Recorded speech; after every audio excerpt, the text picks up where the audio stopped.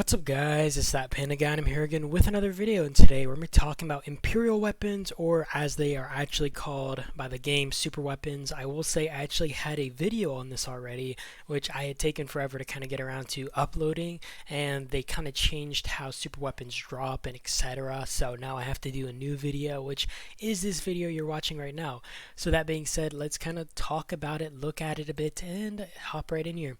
So basically, super weapons are things that you can pick up that are going to give you some sort of buff that you can kind of activate. It's not exactly a buff, but you can use sort of these sort of buffs, right? So if you want to, in this case, see to Calamity, you can prevent a shelter from relocating, which is actually extremely useful, and I've had it used on me, and basically what it does is it prevents an enemy shelter from using relocators for 8 minutes. It increases the rally capacity against the target by 50% as well, meaning that if you're sending a rally at this person, it is going to be much bigger. And this is also good if you're maybe, let's say, trying to anchor a base that's random porting around and it's bothering your alliance members, or maybe if you're burning a tower and you want to anchor this base so they don't run away. And now that they lowered the rally time to 2 minutes each, this can be even more effective. So it is kind of crazy. This is kind of crazy. The damage dealt to the target also increases by 30%. That is an insane. These are insane stats, man. Like I think these super weapons need to be nerfed in the regard of at least stats, because it is insane. But another thing I want to actually mention before I kind of talk about the rest of these, I do want people to know that you are at risk of being burned when you have a super weapon, because your base is vulnerable. It is vulnerable only for the first burn, so once you have burn, obviously you will be safe after that on your territory, but you are not safe on territory with the super weapon, so do be mindful of that. Also, buffed hunt. There are buffed hunt times, and you can kind of look at the times here for when they spawn, but they do have a chance at dropping super weapons, so you have to stay on top of that, and you have to try to get on top of these zombies that end up spawning, and potentially get your own super weapon. And by the way, like I said, you can be burned with a super weapon, and you can't use normal shields. You do get one free shield from the system, which is an 8-hour shield, which you can only use once a day, meaning that you will be vulnerable for the rest of said day. So I do recommend making sure that your top players, your big players, generally grab these, and if you don't have anybody capable of holding these, just don't grab them, because you will end up regretting it. And now we're just going to be talking about the super weapons and talking about which ones are insane, which ones are meh, and yeah.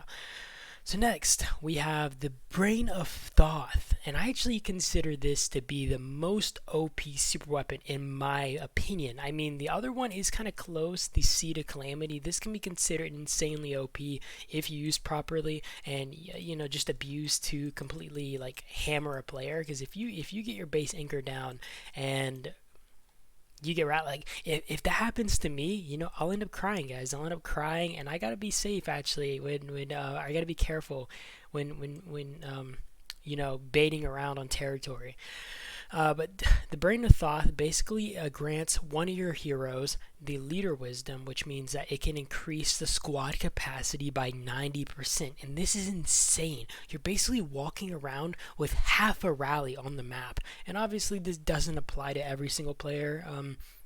In the regard of, like, you might not actually have enough troops to fully send in one march, right? Whereas a whale might be able to send, let's say, a 900k march and still be able to fill their other squads. That being said, this is still kind of a crazy skill. Not even kind of, this is a crazy skill. Like, dude, this is insane. Like, these swarms hurt.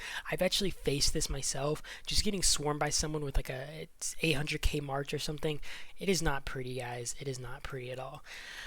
Frigid Goddess. So, a Frigid Goddess freezes up to 15 enemy squads in an area for 12 seconds. While frozen, they cannot move. Attacking the frozen targets will unfreeze them, and for 16 seconds it reduces their movement speed by 90% and increases the damage they take by 125%.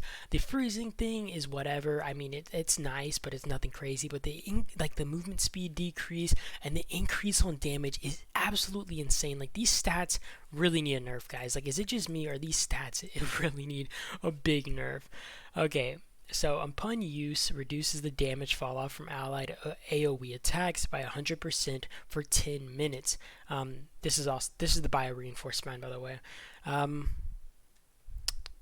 It also increases the number of targets for AoE damage skills by 1. Honestly, this isn't an insane super weapon. I mean, it still has its own impact, but this one I wouldn't care so much about, honestly, if I'm going to be frank. And finally, the drone swarm. So this deals direct damage to targets in an area, the damage factor being 35,000, and it heals lightly wounded units in your squad. The healing factor going up to 117,000. The more targets hit, the greater the amount of units healed. So if obviously there's more people that you're attacking, and I guess this area where the drone swarm is happening, you're gonna be able to get more healing out of it. This is kind of crazy. Like these super weapons really need a nerf. The thing is, what they did before was you basically had to get kills to level these up, and they would still be kind of OP in this regard even before the level up, but them instantly allowing them to be maxed out the second you grab them now is absolutely insane. Even without them being maxed out the second you grab them, the stats of them being maxed out doesn't make much sense. Like, it is too overpowered. It really needs a nerf, if you had to ask me. But I did just want to explain the super weapons a little bit and do a video on that. I do appreciate you guys though for watching. I hope you guys did enjoy the video. I hope I did kind of explain these properly, and I will see you guys in the next video. That is about it, and peace out.